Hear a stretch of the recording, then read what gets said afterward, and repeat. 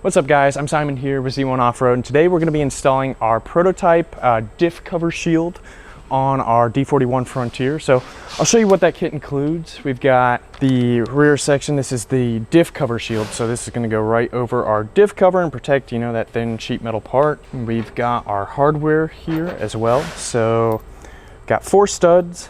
These have an Allen wrench or hex section on the back so that we can thread them into the diff housing.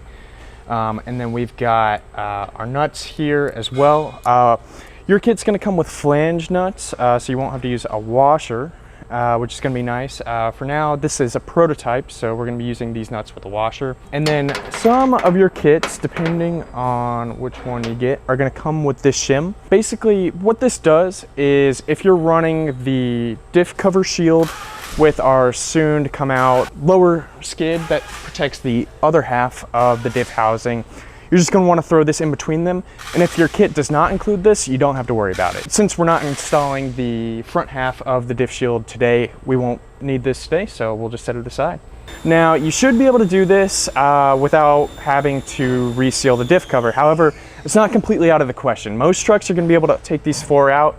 And if you've got a seal that's in good condition, you're not going to leak any fluid out. You might leak a little bit, but it should stop as soon as you tighten it back up. But that's not a guarantee. You know, if your truck's older and that seal has been sitting there for a long time, you might have to reseal it. This is a newer truck and, you know, we're pretty confident in this, so we should be all right. So I'm going to go ahead and crack these loose.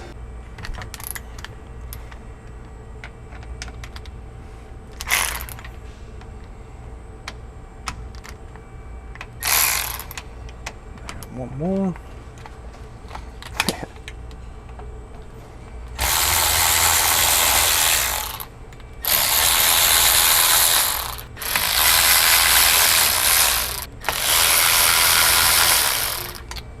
Now, like I said, most of these trucks are not going to leak, but I'm not going to leave this sitting for too long. You know, we're going to keep good pace and go ahead and get this tightened up so that we can get some clamping force back on that. So to do that, we've got these studs here.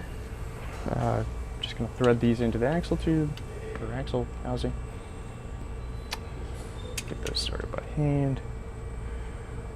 And then you might have a little bit of sealant on the actual threads themselves, which will make this a little tricky to do by hand, but we can at least get it started. And then there's a hex head there to go ahead and tighten it up with an Allen wrench.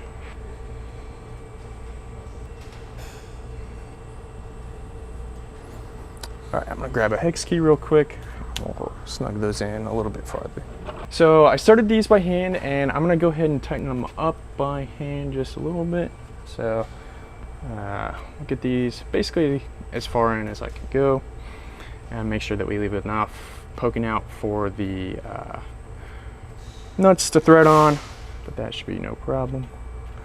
You see, we got a little bit of fluid coming out because this has been sitting for a minute, but when I tighten that up, it should go away.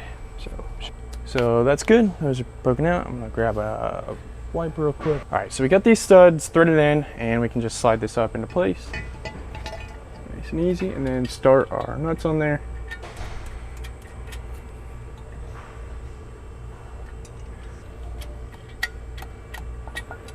And then these ones will be a little tricky, but not too bad. I'll just reach in with the socket, get those started.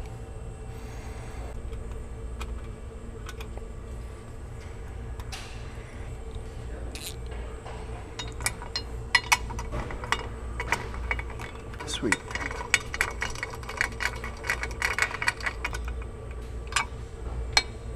Alright, and then we're going to go ahead and snug these up just a little bit, and then I'll go grab a torque wrench and we'll torque them to spec.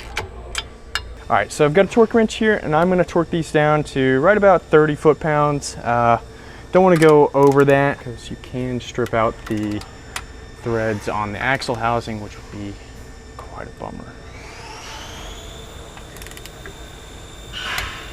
That's 30.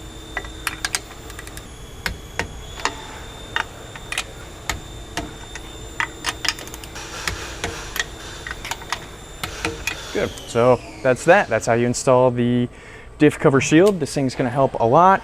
You know, I got this thin sheet metal part here. You know, it's pretty vulnerable, so This is going to help a lot with protecting it, you know, going down the trails, banging it on rocks and such. So if you want one of these on your truck, check it out at z1offroad.com.